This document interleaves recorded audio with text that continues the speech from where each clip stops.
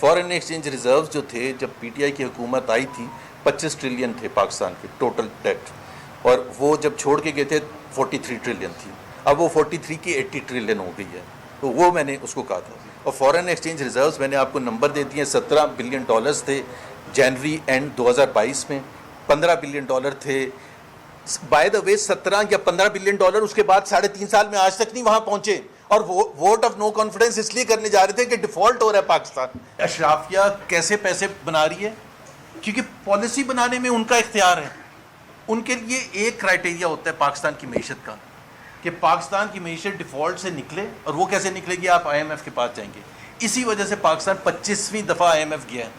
اگر I am F علاج ہوتا پاکستان کے عوام کی بہتری کا تو پھر آپ کو 25 دفعہ نہ جانا پڑتا۔ مجھے ایک کوئی اور دوسرا ملک بتا دیں جو 25 دفعہ گیا ہے۔ سو آئی ایم ایف کے لیے بڑا، پاکستان کے عوام پالیسی میکرز کے لیے بڑا آسان ہے۔ ایک طرف اشرافیہ، جیسی ڈیفالٹ کا خطرہ باہر آئے گا، اور وہ کیسے آئے گا؟ آپ کی اپنی بہتری سے نہیں، آپ کی اپنی پروڈکٹیوٹی سے نہیں، آپ کی اپنی اکنامک مینجمنٹ کی وجہ سے نہیں۔ آئی ایم ایف کا جب لون آتا ہے تو اسی وقت ڈیفالٹ، کیونکہ دوسرے جو فارن کمرشل بینکس ہیں وہ بھی پیسے دیتے ہیں، دوست ممالک بھی پیسے دیتے ہیں، ورلڈ بینک بھی پیسے دیتا ہے، تو اس کی وجہ سے ان کو کبھی کوئی کنسرن ہی نہیں ہے۔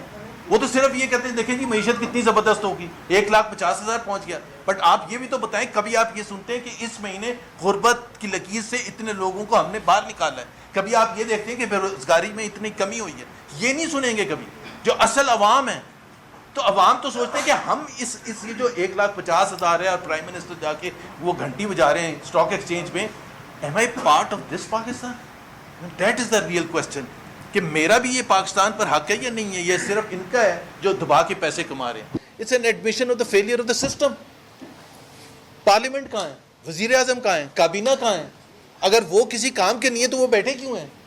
میں اور آپ اپنی جیبوں سے ان کو تنخواہیں کیوں دے رہے ہیں؟ پارلیمنٹ کیوں اتنا چل رہا ہے؟ اگر انہوں نے فیصلے نہیں کرنے، اگر فائنانس منسٹر نے، انڈسٹریز منسٹر نے، باقی جو ریلیٹڈ منسٹرز ہیں اکانومی کے، اگر اس کا مطلب ہے وہ فیل ہو گئے نا، تب وہ گئے آرمی چیف کے پاس، تو it's an admission of the failure.